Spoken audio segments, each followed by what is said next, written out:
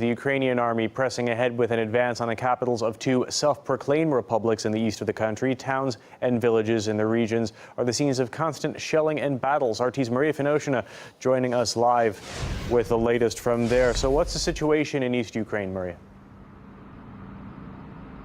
Well, what we can see in the eastern Ukraine could definitely be described as a very dramatic status quo. Shelling and clashes there continuing, with the death toll, including among civilian population, also continuing to climb as residential areas often get caught in a deadly crossfire when Ukrainian army and anti-government forces fight for cities and villages. Lugansk city authorities claim that at least 5 residents were killed in the last 24 hours, including one child, and we received images of a destroyed kindergarten after it was hit by a shell. It is in the city center, and we hear that gas facilities were damaged there.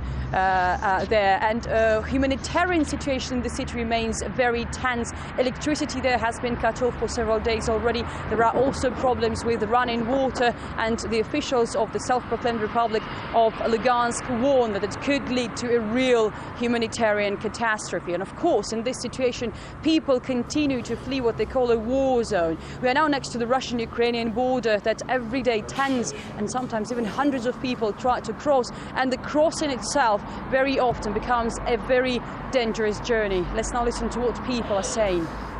Нельзя ли прямо аж до нас постреляли, не стать зашивать? Осколок попал мужу в спину, когда убегали от бомбежки из дома. Будем жить где-нибудь в лесу, неважно. Только чтобы он был рядом, чтобы не было войны.